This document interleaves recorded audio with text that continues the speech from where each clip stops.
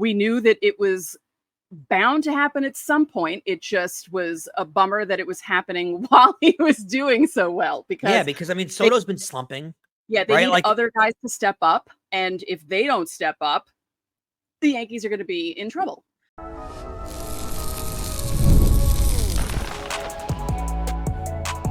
You are Locked On Yankees, your daily New York Yankees podcast. Part of the Locked On Podcast Network, your team every day.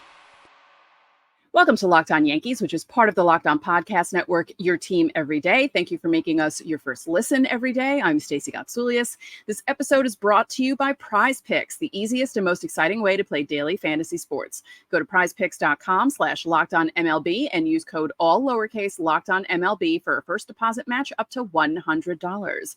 With me, as usual, is my co-host, Brian McKeon. Brian. Another lost series. Got to discuss it. Lord. Unfortunately, we can't avoid this one. We can't avoid it. So, yeah, we're going to discuss it and a bunch of other things because coming up on the show, Stanton is hurt. What happens next with that? It's Minors Monday. Scranton had one heck of a Sunday. We're going to talk about it, and we're going to talk about what's happening with the Yankees first. Don't forget to subscribe. We passed 6,500. Thank you guys for that. We appreciate it. Also, I want to shout out. There were some comments from people. We've gotten comments from people on YouTube from as far away as Belgium who watch our show. We're huge in Belgium. We're big in Belgium, which is really cool. So I just want to shout out that person for leaving that comment. I can't remember your screen name and I can't remember which video it was on, but thank you because Belgium stuck out in my head and I thought, wow, that's really cool. Subscribe on YouTube, subscribe on whichever podcasting platform you prefer. And if you do subscribe on YouTube, like our videos and hit the bell so you know when they go up. So let's get into this series against Atlanta. It's their third after doing so well and not losing series, having a couple of tied series with 4-game series and really only losing like 2 up to a certain point. Third series loss in a row for the Yankees, Red Sox, Orioles, now the Braves. Well, this is why we talked about early in the year when they would lose those annoying games like the Friday night game against Milwaukee. I know you guys have heard me mention that 1,000 times, but that's why losing those games is annoying when they're winnable because you're going to have stretches like this later on in the year where you lose 3 series in a row, and those wins that you stocked up later on were a little more important than this. The Yankees have run into some teams where it's not like they're just losing games and losing tight games. They've been losing games where they don't look at the better team. They've been losing games where they look like they're the worst team significantly. The Orioles series, they looked like Baltimore was the better team. This series, I think Atlanta looked better than them. Just straight up every game, Atlanta looked better than them. And you know, even in the Boston series, that Boston looked better than the Yankees in that series. I don't think Boston is better than the Yankees, but Boston looked better than the Yankees. Nestor pitched fine today, right? He did. He pitched fine. But overall, the offense did nothing. Max Fried came out there, who started the year off awful and has really cooled down. But Max Fried dominated them. The Yankees couldn't touch the Braves bullpen, and the Braves went out there and every starting pitcher. I mean, Carlos Rodon had his second straight stinker after he's been awesome all year. He's had 2 in a row, horrendous starts. There's not much that I can really say. I mean, and then you look at game 2 where you win that game, but the news that comes out of it is Stanton being hurt after he's been unbelievable in June, hitting almost 400 with like 20 RBIs. And then, I mean, Stacey, I'm not speaking in hyperbole, I don't think, but my 82-year-old grandfather could legitimately, I think, run faster than Giancarlo Stanton or at a more athletic looking pace. Well, I mean, and that's not me speaking in hyperbole. I genuinely mean that. No, but I think that when he had to get back to second, he tweaked his leg. And then when he took off running to score on the hit, that's when it grabbed and he strained it. But Stacey, he's a professional athlete. He's not 50 years old. No, but he has bad legs. He has some of these guys, like Josh Donaldson, always hurt his calf. Like that ruined his career. Josh Donaldson should have been a much better player, and he had Troy Tulowitzki had weird fluky injuries that kept him from being like the next Derek Jeter. Like it just happens, and it sucks. And we knew that it was bound to happen at some point. It just was a bummer that it was happening while he was doing so well. Because I mean, Soto's been slumping. Yeah, they right? need Like, other guys to step up, and if they don't step up, the Yankees are going to be in trouble. because you're still getting the production out of Judge, and Soto is something for Soto. He's still a really solid, really, really good player, but he's something for Soto. You're getting production out of Volpe, right? But Verdugo has become a nothing over the last 2 weeks. He hasn't hit at all since the big hit in Boston. Verdugo has done nothing in this lineup. Glaber has still not picked it up. He's still hitting 215. He has not picked it up. The power numbers are not there. Every time he has a string of good at bats, and you think he's figuring something out, he doesn't.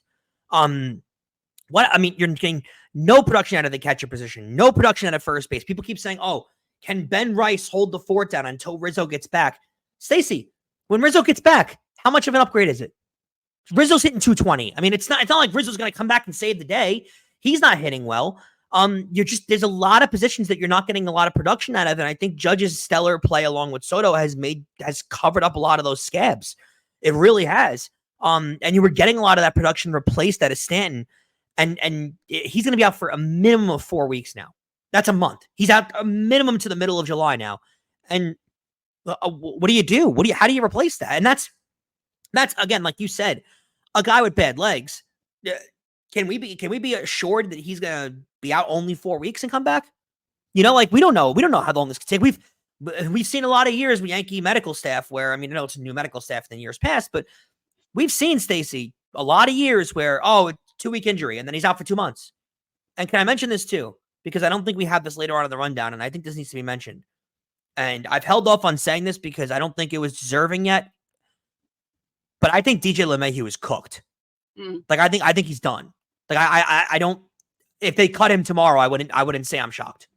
Now, I don't think they can because they need their roster spot and they need him to play. I mean, he's come back. He's still in 200. He doesn't have an extra base hit yet. He hasn't. Every time he gets a hit, he's not driving the ball. Right? He's hitting bloopers into the outfield. I mean, it's like he's getting lucky. He looks lost at the plate. Like, what? I love DJ LeMahieu as a player. I do. I loved when they signed him out of Colorado. That first deal was one of the best deals you'll ever see in Major League history. That was like a 2-year, like $26 million deal. Terrific deal. And he won the batting title in one of those years. Since he signed the big deal, I mean, he's been a complete reversal of the player that he was. I mean, it's shades of what Jeff McNeil's doing with the Mets. It's been so brutal. And I mean, I'd love to get your take on that because, I mean, I feel like it's harsh to say that and call the guy's career over, but he's been back for almost a month now. Right. And he hasn't looked like he's remotely ready to be playing. No. And it stinks because last season when Sean Casey worked with him, he kind of picked things up in the second half. And you thought maybe he's turning things around and he'll be okay. And then you wonder if the injury is still affecting him because he's not a spring chicken and he broke his foot, and, your feet are kind of important in baseball. It's not just running. It's also the way you bat and the way you move your feet in the box and power the ball. And he's not hitting for any kind of power. And it may have something to do with overcompensating and something with the leg and the foot. Like, who knows what is going on with him? And it's not even just that, and I agree with you. He's not hitting for power, and you can work around that. He's never really been a crazy power hitter to begin with, right? But he's not driving the ball. He's not putting the ball in. If he puts the ball in the gap, the outfielder's being able to cut it off before he can get to second base. And I have heard from sources that are in the clubhouse on a regular that whenever he's walking around the clubhouse, he's limping. Like he doesn't walk around like a healthy guy. He walks around with a limp. And I believe that he's pushed himself to get back. Because I don't think he wants to start the year off not playing or not being with the team. No professional athlete wants to be that guy, right? That's just that everybody kind of says under their breath, when is not for nothing, when is he going to play? Like no one wants to be that guy. So I get it and I appreciate it. But I watch him play and I don't see, because normally when guys come back from injury, you see glimpses of the old player, right? I mean, you see. All right, he's figuring things out. He's at the start of spring training. It takes a while. You see glimpses of the old player. And up until 2 or 3 weeks ago, we were saying that, right? He wasn't getting it together, but all right, he's still in the week 1 of spring training. Let's let him get into a groove and stuff like that. We've given him the time, Stacey. He's been back for a month now, and he's still hitting 200. He doesn't drive the ball. It feels like every time he gets a hit, it's like it happened to hit his bat and it falls in the right place. There was the hit he had in It was either game 1 or game 2 of this series. I believe it was game 2 when they were game 1 when they were trying to start rally up, and he hit a ball at the end of his bat and it kind of dropped him between the left fielder and center fielder. I mean, these are the kind of hits that he has where it feels like it's just dumb luck, where he's not picking his pitch like 2020 DJ LeMahieu was doing when he hit 360. When he knows where you're going to throw it and he picks his spot and he drives that ball. He's not that player anymore. And again, they can't afford to get rid of him out of the lineup because they don't have the roster spots, to be honest with you. But I wouldn't be surprised if this offseason they just DFA him. Or if everyone's healthy by August, they just cut ties because he's not an effective player right now. No. His deal reminds me of a lot of other botched deals of late. Severino, Hicks, like in that vein. And the Hicks deal I didn't hate because people hated that it was so long, but they got him for like $10 million a year. So I thought for a starting center fielder, that's actually not a crazy deal. But LeMahieu, remember, he held out for this extra money and there was bidding on him and the Yankees really wanted him and they went over the top and they paid for him. They paid $100 million for him. And I mean, listen, he gave that first deal was one of the best deals ever signed, right? I mean, he was great the first year. He won the batting title the next year. He was tremendous. But I mean, Stacey, they're going to have to buy out the last 3 years of this contract. They might have to, legitimately. So, if you're watching on YouTube, this is probably the best thing that happened all series, aside from Saturday's game. Saturday's game is pretty good, but yeah, that we always like interesting matchups in baseball with funny names. And obviously his name is Freed, not fried, but it looks like fried rice. So it works. I'd be willing to try fried rice. Yeah. It sounds like free. I mean, I could take that. Chinese food gets so expensive now. I could take some free rice. I haven't had Chinese food in a really long time, and I think I'm going to have to order some soon. Because, I mean, it's the ultimate comfort food. It's the ultimate comfort food. Like, no one doesn't feel good after having Chinese food. Yeah, my dad and I used to order it every Saturday together because my mom and brother weren't really into the Chinese food. And, I have not had nearly enough Chinese food in the nearly 10 years since he passed away. So I need to remedy that soon. Yes, you do. Yeah, and now I'm hungry. All right. Don't forget, subscribe to the channel, hit the like button on our videos, hit the notification so you know when our videos go up, reply to the pinned comment on our videos Monday through Thursday if you want your questions answered for Fan Mail Friday. This Fan Mail Friday is going to be interesting because Brian's going to be by himself. He'll be able to do it. Don't worry. So you get to ask Brian questions. You don't even have to worry about me. You can ask Brian all the questions. You can join the Locked On Yankees Insiders Club. You get top priority on Fan Mail Friday, and you get texts from us. I texted a bunch of things out this weekend because of some of the moves we'll be talking about in segment 3, and there's a 14-day free trial. Coming up next, it's Miners Monday.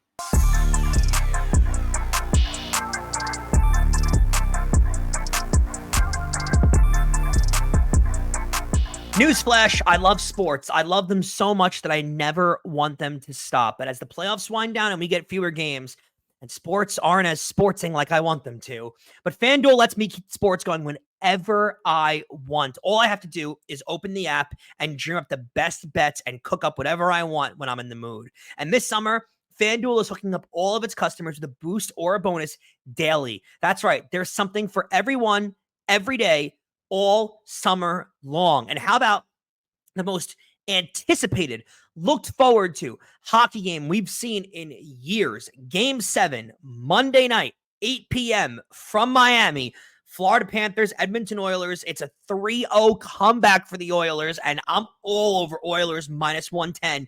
Even money on both teams. Are they really not going to win Game 7? Are they really not going to win Game 7? And here's the thing.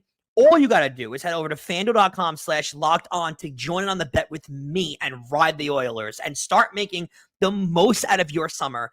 Monday night. FanDuel, it's the official sportsbook of Major League Baseball. And Locked On Yankees is also brought to you by PrizePicks. PrizePicks is the easiest and most exciting way to play daily fantasy sports. And unlike any other apps, PrizePicks is you get just the numbers, right? So all you do is pick more or less on 2 to 6 player stat projections, and you can watch the winnings roll right in. You can now win up to 100 times your money on PrizePicks. With as little as 4 correct picks, you can now turn $10 into $1,000. Think what you could do with that this summer, guys. And with the NBA Finals over, you may think, I can't bet hoops anymore. Well, that's wrong, because women's basketball is heating up just as the NBA ends, with stars like Caitlin Clark And Angel Reese looking to make some names for themselves alongside greats like Brianna Stewart and Aja Wilson. You could win up to 100 times your cash watching them ball out.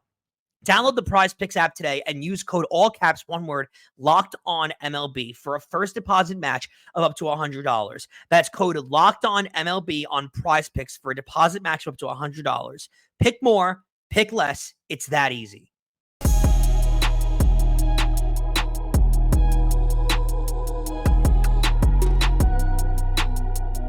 Welcome back to Locked On Yankees. Locked On Sports Today is a free 24/7 sports streaming channel programmed for you every day to bring you the biggest stories without all the noise. Locked On Sports Today brings you can't-miss analysis, opinions, and news streaming 24/7 on YouTube or the free Amazon Fire TV channels app. Part of the Locked On Podcast Network, your team every day. And don't forget that you can catch every pitch of the Yankees hometown broadcast with SiriusXM.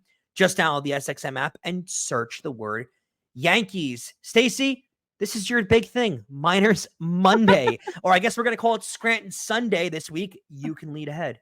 Yes. Now, Scranton had themselves quite a weekend. There was, weather delays. There were games canceled because of weather. There was supposed to be a doubleheader actually on Saturday. The second game, as they like to say, got banged because of the weather. And then they decided, you know what? Let's just wipe this off the schedule. We're not even going to try and play this game.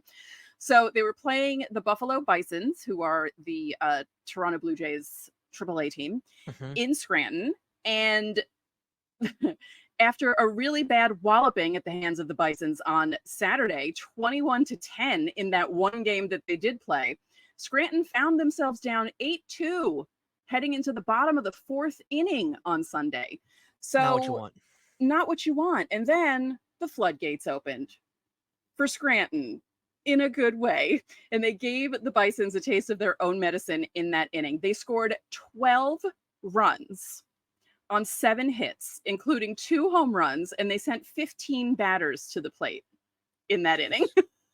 Something we wish the big Yankees would do at some point because their offense is, Saturday they scored. But other than that, they've been shut down a lot over the last, 3 series, and it's not fun to watch. This kind of an inning, it's a lot of fun. TJ Rumfield hit his 7th home run of the season. He led that inning off. It was a solo shot, made it 8-3. And they're thinking, okay, let's just chip away. Cool. Then Narvaez walked. Jeter Downs was hit by a pitch. And then Gonzalez hit an RBI knock that drove them in. And Brandon Lockridge hit a 2-run double. Kevin Smith even joined the fun, had an RBI single, which pulled them within 1. So it was 8-7 at that point. Yorbit Vivas, who was part of the trade, I know the Yankees got rid of Victor Gonzalez, but he's still around. He's still part of that trade. So he walked to keep the line moving. Agustin Ramirez grounded into an out, but he grounded in a run. So it was 8-8 and they were tied, but it wasn't done. Rumfield, who started everything off, walked. Narvaez hit a 2-run double, and they got their first lead of the game, which they would never relinquish. Jeter Downs hit a double to plate another run. There was a walk thrown in there. Gonzalez hit a 448-foot home run and turned it into a 14-8 game. So this 12-run inning tied a franchise high, and it marked the first time that the team did it in the confines of PNC Field. So it was the first time they did this sort of thing at home. So it was a fun game for them. And you don't see that often where a team's losing 8-2 and you're just like, okay, let's just try and chip away. And then they ended up winning the game 18-9. So the Bison went from having the 8 innings after 4 and only scoring 1 after that. And impressive stuff. Turn it on like that. Yeah, Scranton went crazy. So Narvaez finished the day 5 for 5 with the double, the home run. He drove in 4. He stole a base. Before Sunday afternoon, he never had a 4-hit game. And there he goes with a 5-hit game. He's also up to 41 runs batted in on the season. His career high is 44. He did that last season in 100 games. One sort of negative thing, Cam Schlitter, who was called up from Hudson Valley because Scranton needed an arm that wasn't tired to pitch for them, had a pretty rough outing. He pitched 1 2/3, gave up. Now listen to this. And everyone who's watching and listening, listen, because this is amazing. 4 runs on 1 hit, earned runs, 5 runs overall. And you may be asking, wait, Stace, how is that possible? Well, he walked forward, he hit 3 batters. Yeah, So not that's good. how it's possible that he did that. So Scranton ended their first half of the season on a positive note with the game on Sunday, and they're 43-31 heading into the second half, which begins on June 25th. So yeah, that's quite a that between the 12 runs in the 1 inning and the giving up 4 earned runs, what on only 1 hit, that's, well, it's kind of like Andy Hawkins giving up having a no-hitter but losing 4-0 because his defense behind him was so terrible. So yeah, amazing stuff, really. Have you ever been out to the stadium in Scranton? I have. Yep. So Michael what is it Pineda. nice? It's and I saw it right after it was remodeled. I think they had just remodeled it maybe the year before, because this was 10 years ago. It's gorgeous. If you guys have a chance to go out there, yeah, it's like kind of built into a hill, and there's a rock wall, and there's seats out in right field with tables that you sit at, and it's really nice to walk around. A lot of room to walk around, and it's just really pretty. Like, it's surrounded by woods. It's nice. It almost feels like it's in the middle of nowhere, which, I mean, Scranton kind of is, no offense, but it's no, it is really nice. I recommend it. I don't recommend going when they're doing major construction on Interstate 84, because it took us 3 hours to get there. But if there's no construction, definitely go out to Scranton, because no, the ballpark's really nice. I'll be seeing it in July, so I'm very excited to go. I'm not going to a game, but I'm going to be in that area, so I'm very excited. Yeah, it is. It's very nice. I recommend it. I recommend that, if you guys are in the area where you can go to Scranton or Somerset, even go to Brooklyn to see the Cyclones, or even go to Staten Island and see the team that's still there. I mean, Staten Island's stadium is great. The view it's is nice, but unbelievable. it's just, they never got a crowd. They couldn't draw a crowd ever. Yeah, I know. And I was part of the problem. I literally lived 5 minutes away from the stadium, and I never went when I was living out there. So I went by it every night on the bus when I was coming home from work. But yeah, sorry, Staten Island, partly my fault. Coming up next, Giancarlo Stanton is hurt. We're going to talk about what that means for the team. And there were some moves made this weekend. If you're an insider, you know all about it. And if you pay attention, you know all about it. But we're going to refresh your memories.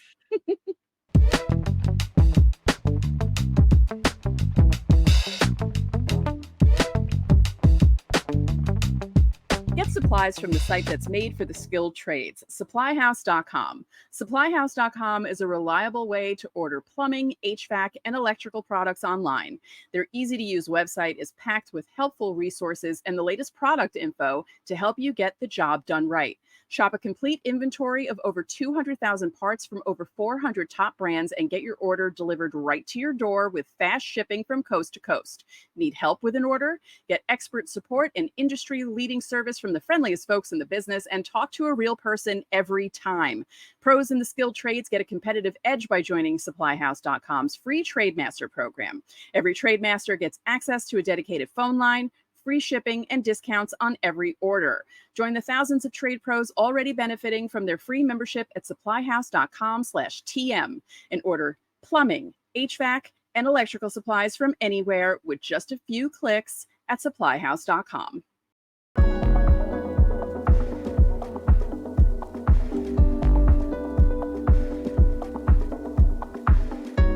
Locked On has launched the first ever national sports 24/7 streaming channel on YouTube, and now it's also available on Amazon Fire TV in the free Fire TV Channels app. Locked On Sports Today is here for you 24/7, covering the top sports stories of the day with the local experts of Locked On, plus our national shows covering every league. Find Locked On Sports Today, now available in the free Fire TV Channels app. And remember, you can catch every pitch of the Yankees' hometown broadcast with SiriusXM. Just download the SXM app and search the word Yankees. So we talked about it in segment 1. We're going to talk about it more in segment 3. Giancarlo Stanton. His legs. I mean, he's so built in his upper body, and then you look at his thighs are big, but his calves. I have bigger calves than him. I got to mention too, this Dominguez injury is bigger now too, because there might not be a spot for him. It did work itself out, unfortunately. Yeah. Let's not mention the fact that I was like, oh, this is actually okay that Dominguez is hurt because no one on the big level's hurt yet. That's my fault. My bad. Sorry, Giancarlo Stanton. It's totally me. I jinxed you. They're racing outside my house. With how well Stanton was playing, right? I mean, Stanton was He was playing some of the best baseball he's played over the last couple of years of the Yankees, especially in the month of June. His power numbers were all there. He was killing the ball. And it does feel like this happens the last couple of years, right? Where Stanton gets on a roll, and when he gets hot, I mean, he gets sizzling hot. But it feels like the last couple of years he'd get on a roll, and then all of a sudden just dip off because he gets hurt. It really hurts right now. In the middle of that lineup, you kind of need him. He's had a great year, and you really just hoped he wasn't going to get hurt. It's just these injuries frustrate me, Stacey, because he wasn't exerting that much energy for a pro athlete. He really wasn't doing that much. Like, I'm not sitting here being Mr. Baseball podcaster who knows what it's like to be a professional athlete. I'm not saying that. Just because I played in high school doesn't mean I know what it's like to be a pro athlete. I'm not being that guy.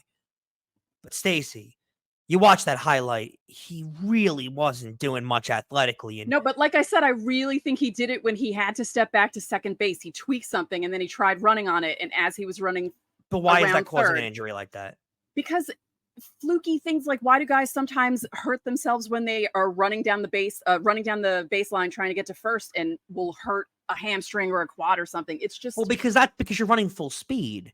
No, but like I said, he tried to get back. It was when he tried. I'm telling you, I think that's when it happened. When he tried to get back to second, because he nearly got thrown out at second trying to get back to second. Because I kind of saw that, and I was like, "Oh, you got to be careful with that." And then when I noticed the grimace right away, and I said something on Twitter. And I noticed the grimace. Yeah, I noticed the grimace too. And some of the beat writers didn't notice it right away, and then they started mentioning, "Oh yeah, okay, we saw the replay." Yeah. I mean, I saw it right away. I was like, oh, no. And then it was very obvious. It was very obvious rounding third that, I know he's going to be out for a while. It was just one of those things. And it's unfortunate.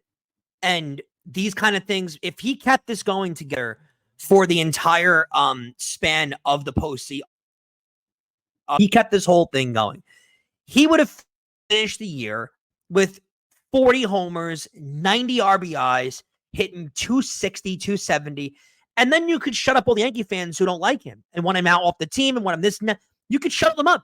But now you get hurt again, and you give them that out. Now you give every Yankee fan that doesn't like you a reason to not like you, and you give them validity. You do. It's unfortunate. I'm not rooting for it. I think Stanton's an awesome player still, but you give a lot of people who don't like him a lot of validity now when you get hurt. And I'm sorry, people like me and you who like Stanton, we can't sit here and defend him.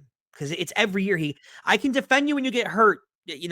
Fluky injuries happen, and I defend Judge here and there. But when you get hurt every single year, you get hurt every single year, and it's hard to defend you at that point because your best ability is your availability. And if you're not on the field, I can't use you. Like Jacoby Ellsbury, awesome player when they signed him, and he wasn't on the field. He's hurt every year. You can't make excuses, and I'm not comparing Stanton and Ellsbury. I'm comparing the situations that he's just not healthy ever.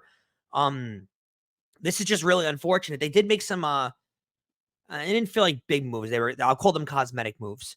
Over the weekend, first they acquired JD Davis, and this guy's got a good future. Cash considerations. You see him; he's moved around the league a bunch, but he's got a good future in the league.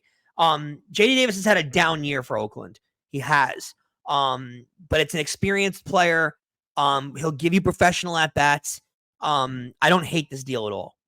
No, I don't either, because it's a fresh body who could play first and third, which is what they need. Because right now in the outfield, or not even the outfield, as annoying as it is without Stanton in the lineup because of his batting, this opens up the DH spot. So if other people need to rest, they can, and you have able-bodied people to play in the outfield. So that is the only positive of that. Other than that, it's not a positive thing because you want Stanton and his bat in the lineup because, as we mentioned in segment 1, he's one of the only guys hitting at this point because once you get past him in the lineup just craters and falls off a cliff. So, some of these guys really need to step up. But I mean, I like this move. It's not a major move. I find it interesting that Davis in 135 plate appearances has 4 home runs, but only 5 runs batted in. I mean, the team he's on is awful. Like, I know, but terrible. it's just funny. It's like, like he hasn't even like hit a double that's driven people in. Like, what's happening here? Yeah. It's kind of amazing. He hasn't had a great year, but he's a veteran. He'll give you professional at bats. I think that's all they were looking for. Well, Met fans are terrified because, he was with them for 3 years and now he's back with the Yankees just in time for the Subway Series. So they're like, oh, great, here we go. JD Davis is probably going to have a big hit against the Yankees. Well, that's what things about Stanton, too. Stanton kills the Mets. And now you lose him for that series, too. I know. It stinks. The Yankees also got Chasen Shreve back to help the bullpen. He was pitching for the Texas Rangers AAA team.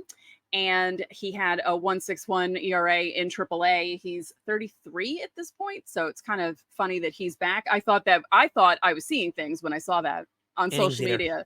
I was like, is this an old tweet from like 2018, 17? What is this? And then I realized that it was, so that's all they need. They just need someone to do that because they've gotten a few guys in the last few days to kind of help with the bullpen because it's so depleted. They recalled Peraza for Sunday's game. They sent him right back to Scranton immediately afterwards. So he didn't do enough to get called up anyway. Like it was a move that they had to make because they had the roster spot. He didn't do enough to get called up anyway. Yeah. So he's back with Scranton. And I think it would be pretty funny though, if JT Davis did do something to help the Yankees in the Subway Series. You never know. This feels like a team right now, the way they're playing, that they're getting a little desperate to get to the All-Star break. They need a little bit of a rest.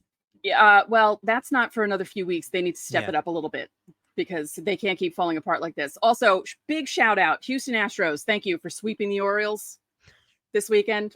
Big shout out to you guys. Appreciate the help. Locked On Astros, Brett, Eric. Good job. I know they sometimes watch. So. Oh, fastball. Sorry. Giving you a shout out for that. No, I'm just kidding. But what does that mean? What does it mean? My God. I mean, the Orioles are like beating up on everyone and then they go into Houston, they get swept. I don't know if it's a good thing or not. If Houston's picking things up, it could be scary too.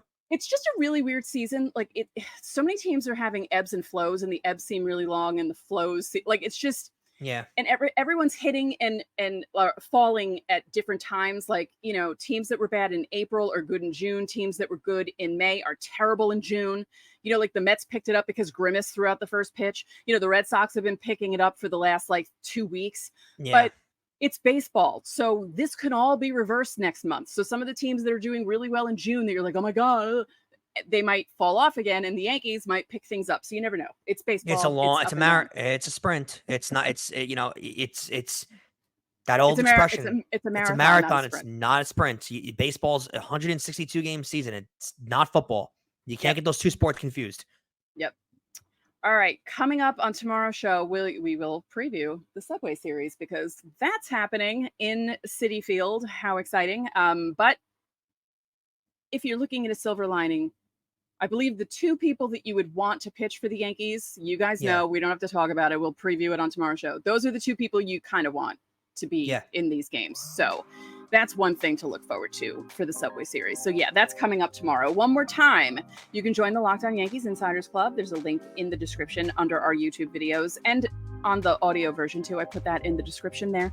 There's a 14-day free trial. You get text from us. You can text us questions. You can text us questions for Fan Mail Friday, or you can leave those questions under the pinned comment below our YouTube videos.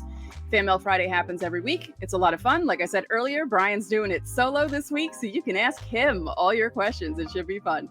Insiders get top priority, but we'll still answer your questions from YouTube. And remember, you can catch every pitch of the Yankees hometown broadcast with SiriusXM. Just download the SXM app and search the word Yankees. So that'll do it for this edition of Locked On Yankees. I'm Stacey Gotsoulias. And I'm Brian McKeon. We'll see you all tomorrow.